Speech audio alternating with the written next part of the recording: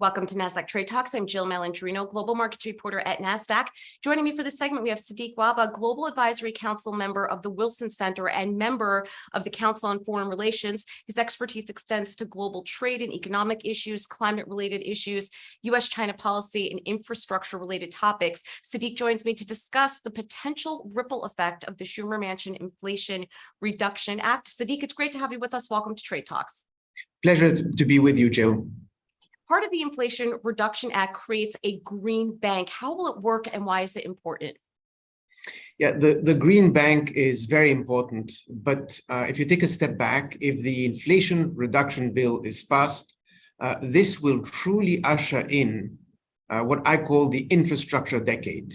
The US has been investing less than 2% in infrastructure, in climate-related infrastructure. A country like China has been investing over 8%. And so what President Biden has done is truly extraordinary. So think about the elements. Number one, you've had last year the infrastructure bill, $1.2 trillion, which is being implemented as we speak through Mitch Landrieu at the White House, where they're really focusing on a state-by-state basis at key infrastructure projects. You've had the G7, $600 billion for the Global Partnership for Infrastructure Investment.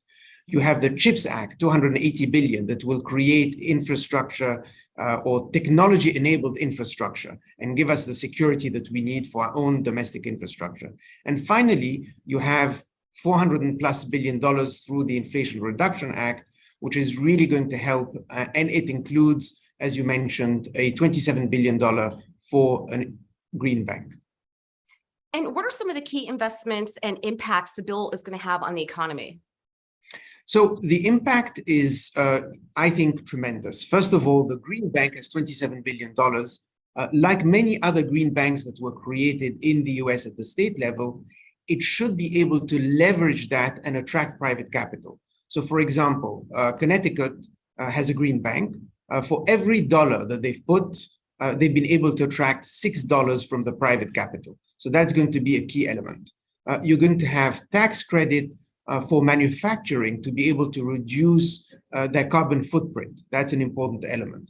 You're going to have investments in healthy ports so that you're able to reduce the carbon footprint of ports. You're going to have investment in what we call coastal conservation infrastructure, critical for cities like Miami. So you have a whole host of elements that will hopefully be able to reduce the energy bill for households and consumers. Right. And Steve, let me ask you this. We know energy, we know green projects are important, but on the forefront of everyone's minds are jobs and, of course, inflation, because that's impacting them right now. What impact will the bill have on jobs and fighting inflation? So on inflation, there's no doubt that this bill will help reduce inflation. So first of all, it will help reduce the deficit. In reducing the deficit, you're basically reducing spending, and that's deflationary. You're able to reduce the cost of energy bill for households. That's very important. That is also deflationary. And then the most important thing, it's going to increase American productivity for decades to come.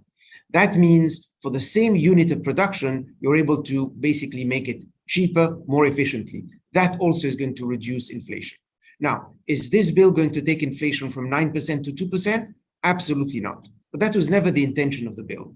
It's one key weapon in our effort to be able to reduce inflation in a way that doesn't cause a global recession. And finally, let's talk about the impact the bill will have as the U.S. as it continues to compete with China, because you had mentioned at the top, infrastructure really does seem key here. Absolutely. There's a huge amount of effort that has been put in to upgrade our infrastructure and bring it up to the 21st century.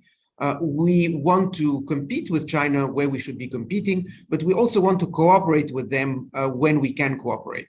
I think the total package that the president had put in, the infrastructure bill, the CHIPS Act, the inflation reduction, all are geared towards revitalizing our infrastructure, improving American productivity, and giving us the tool to compete not just with China, but globally.